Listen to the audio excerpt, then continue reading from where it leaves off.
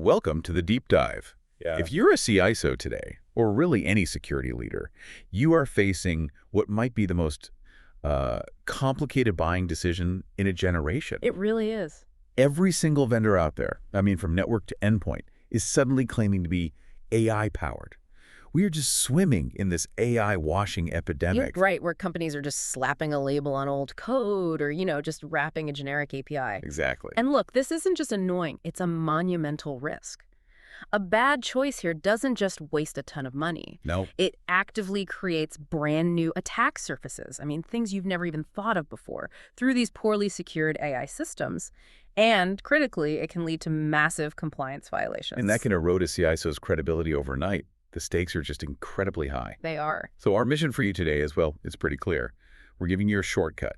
We've put together a battle-tested framework, to sort of a blueprint, that details the absolute non-negotiable requirements any AI security vendor has to meet before you should even think about trusting them. This is all about demanding proof. Moving past the slick marketing decks and actually protecting your organization, we're going to break it down into 3 core areas. Okay. First, the immediate technical red flags, the things that should just end the conversation. Then, the foundational legal and compliance demands, especially around data residency. Right. And finally, the actual 3-phase framework you need to test their claims and, justify the ROI. It's about separating the real innovators from the hype. Absolutely. And when you're looking for resources to help vet vendors to connect with solutions that have already proven they meet these kinds of standards, a great place to start is with our sponsor. A very useful resource. For sure. We really encourage you to check out www.cisomarketplace.com and www.cisomarketplace.services. They take this vetting process very seriously. They do. But first, let's dive into those immediate technical disqualifiers. What are the absolute deal breakers? Okay, so the first one. It's really a fundamental truth about the technology itself. If a vendor claims their large language model, their LLM, has 0 hallucinations. For 100% accuracy. I see that one all the time. All the time. If they say that, they're either being fundamentally dishonest or they are, frankly, dangerously ignorant about what they're selling. Why dangerous? Can't they just say they've built some proprietary guardrails? Because LLMs, just by their very design, are statistical models. They predict the next most likely word. Hallucination, making up stuff that sounds confident but is just false. It's an inherent feature of the tech. It's not a bug. It's baked in. It's baked in. So a vendor claiming perfection shows they are not willing to talk about real failure modes, about limitations, and most importantly, about the human-in-the-loop processes you absolutely need for any real security tool. If they lie about that, what else are they hiding? Well, that's an immediate disqualifier. Full stop. That makes perfect sense. If they're not transparent about the flaws, they're not building a responsible product. What's the second red flag? The one that shows a lack of real expertise. It's their inability to explain their AI architecture in actual technical terms. Oh, the buzzword salad. Exactly. If you press them on their models and all you get back is proprietary machine learning, or they just say, oh, we run on GPT-4, that's AI washing, they need to justify why they chose their specific blend of models. You mean talking about the trade-offs? Precisely. They have to be able to discuss the cost, the latency, and the accuracy trade-offs they made. So, for instance, they should be able to explain why they use a smaller model for one task and a bigger one for another. Yes. They should say, we use an SLM, a small language model, for fast, real-time triage, and then we use a bigger LLM for the complex investigation part. If they can't get into that level of detail, they probably just have a cheap, reskinned API integration. Let's pause on that. Reskinned API integration. What does that actually look like for the CISO who ends up buying it? It looks like high, unpredictable costs. Because they're just passing on a bill from a third party for every single request, often with a lot of latency. And no real control. 0 control. They can't customize it for your environment. They can't talk about the underlying security features. They're just middlemen. And you don't pay millions for a middleman. A crucial distinction. Okay, what about the third major technical red flag? This is the one-size-fits-all model. So even if the vendor has a legitimate model, if they haven't fine-tuned it on security-specific data. Meaning things like threat intel, vulnerability data. Right. Threat intelligence, vuln data, your specific incident response playbooks, data from your industry. If they haven't done that, the model will fail. Because generic defense equals generic failure. Exactly right. Your company has its own names for assets, custom legacy systems, unique threats. A model that was only trained on, say, Wikipedia and Reddit just won't get your context. So you need proof of fine-tuning. You do, usually through techniques like RAG retrieval, augmented generation that pulls in relevant, specific security data. Okay, so no transparency, no real architecture, no specific fine-tuning. Those are immediate deal breakers. Now, if they pass that first test, we get to the thing that probably keeps most CISOs up at night. Oh, yeah, the high-stakes legal risks. Data residency. This is where even a technically sound vendor can just completely fall apart. And data residency is not some, nice to have. It is foundational to compliance, to security, to minimizing liability in almost every regulated industry today. Why is this uniquely risky for AI compared to, I don't know, a standard cloud storage contract? Because model inference, that's the actual processing the AI does on your data, is a massive data processing event. And regulations like GDPR, CCPA, they demand that processing happens within specific geographic borders. Right. So if an AI system takes your sensitive security data, which could have PII, intellectual property, and routes it globally for processing, you have an immediate, undeniable compliance failure. So if the AI is analyzing an alert from your German office, but the vendor sends that data to a model in the US to process it, you're basically toast under GDPR. You are toast. Precisely. So the CISO has to demand explicit contractual guarantees. But just asking, does my data stay in the region? It's not enough. You need to dig deeper. You need a checklist. There are 4 critical follow-up questions you have to ask. Okay, lay out that checklist for us. First, can you guarantee processing occurs only within our required region with no exceptions for failover or temporary caching? Second, how do you handle model updates? Do you transfer our sensitive data across borders just to retrain your system? Ooh, that model update question is smart. I feel like that's where people get tripped up. It is. They focus on the live environment and forget the background stuff. Third, and this is where most vendors fail, do your subcontractors and cloud providers meet the exact same residency requirements? You need to see that subprocessor list. Because you're only as strong as your weakest link. If they use some tiny API for one feature, and that API sends data globally, you're still the one on the hook. You're still liable. Correct. And the final question. What happens during disaster recovery? Does data cross borders if a system fails? If you lose control over residency, you lose control over data isolation, and the risk of a leak just skyrockets. Okay, so if they can't give you ironclad, auditable answers to all 4 of those, it's another hard stop. Let's shift gears now from mitigating risk to creating value. A CISO has to justify this huge investment to the CFO. Right. So how do successful AI security tools actually prove their financial worth?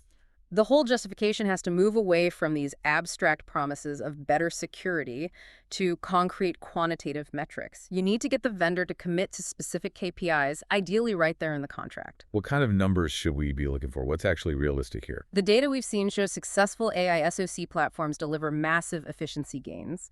You should be asking for a contractual commitment to something like a 67% reduction in mean time to detect, or MTTD. 67%. That sounds enormous. Is that actually achievable? It is ambitious, but yes, it is.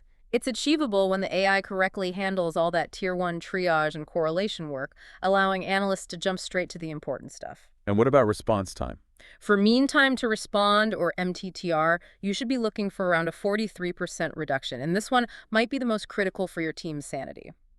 Demand an 80% reduction in false positive alert volume. 80% less noise. That translates directly into analyst sanity and retention. Yeah, it absolutely does. And those 3 metrics, that's your ammo for the CFO.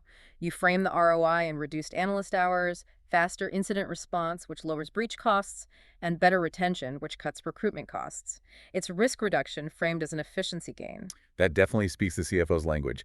But then there's the human side, the SOC team reading articles about AI replacing their jobs. How does a CISO manage that fear? The CISO has to get out in front of it and frame this as augmentation, not replacement. This isn't about replacing your mechanics, it's about giving them a much, much better toolkit. I like that analogy.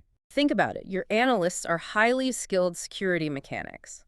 Before AI, they spent maybe 70% of their day just fetching wrenches and turning bolts, Tier 1 triage, manual data collection. And the AI is what? The AI is the advanced diagnostic machine. It does all that repetitive, low-value work instantly.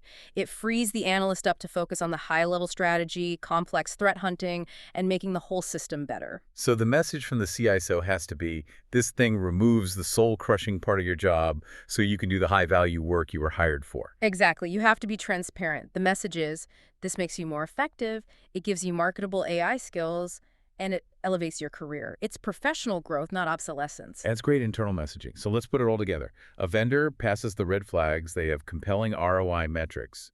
What's the detailed framework you need to actually verify their claims and not just fall for a slick demo? You have to be rigorous, Yeah. multi-phased. You can never, ever trust a curated demonstration. Okay, what's phase one? Phase one is initial screening. You send them a detailed questionnaire with all these hard questions we've been talking about: print injection, data isolation, residency, and you demand detailed, technical, written answers. And if you get marketing fluff back, You eliminate them. You need to see architectural diagrams, not just promises. phase two, I'm guessing, is where you get your hands dirty. Absolutely. Phase two is the technical deep dive and proof of concept, and this is non-negotiable. The POC must use your organization's actual data. Not their clean, curated demo data. No, your messy, real-world log data, your security events. That's the only way to see if it works in your unique, weird environment. If they refuse to run a POC on your live data, that's a massive red flag in itself. Huge red flag, okay? And phase three. Phase three is reference checks. You have to speak with 3 or more of their existing customers, ideally in your industry, and you ask about the hidden costs, the integration problems, and most critically, the actual ROI they got. Did they really see that 67% MTTD reduction? Or was it 10%? That customer-to-customer check is essential. Let's zoom in on 2 security requirements in that vetting process because they're unique to AI. First, prompt injection prevention. What's the risk there? Prompt injection is incredibly insidious. An attacker can manipulate the AI, maybe by hiding malicious instructions inside a log file or some other piece of data to make it ignore its security policies, leak data, or even take unauthorized actions. So the AI is basically tricked into weaponizing itself against you. That's a perfect way to put it. Yeah. So a vendor must show you they have multi-layer defenses, things like input sanitization, prompt validation, and, this is critical, execution sandboxing. Sandboxing. Yes. It means even if the model is tricked, the environment it runs in prevents it from actually accessing unauthorized systems or sending data out. It contains the damage. Okay, that makes sense. And the second critical question is about data leakage and isolation. Right. You have to get proof of how they prevent your confidential threat data from leaking to another customer. The only real answer here is that they have to guarantee dedicated model instances with cryptographic isolation for each customer. What happens if they don't have that? If they're using like a shared model for everyone? If they're using shared multi-tenant models without that strong cryptographic separation, you run a real risk of data bleed. Data from customer A could inadvertently influence the model's output for customer B. Wow. So your competitor's AI tool could suddenly start flagging vulnerabilities that are specific to your private infrastructure. That is the nightmare scenario. It's a massive, self-inflicted breach waiting to happen. You need to see proof of isolation, usually backed by something like a SOC2 Type 2 report. This whole deep dive really shows that in this AI washing epidemic, the CISO's job isn't just about evaluating features. It's about verifying architecture, ensuring compliance, demanding measurable ROI, and, empowering the team. It's a huge lift. It is the ultimate test of due diligence. And that brings us to the final provocative thought for you to consider. When these AI systems inevitably make a mistake, and they will, whether it's a hallucination that causes an automated action to shut down a critical system or a false positive that disrupts the business, the organization is still liable. Right. The liability doesn't just disappear because a machine did it. Exactly. So the question to ask yourself is this: how thoroughly must your due diligence be documented? From these architecture reviews to the POC testing to the contractual SLAs to mitigate that final layer of legal exposure when the system eventually fails. Because that documentation is going to be your best and maybe your only defense. A truly sobering thought to end on. We really hope this framework arms you with the hard questions you need to navigate this landscape. Thank you for joining us for this deep dive. And again, if you are looking for trusted resources and vetted solutions that hold up to these standards, we do encourage you to explore www.cisomarketplace.com and www.cisomarketplace.services. Until next time, keep demanding proof, not promises. End the deep dive.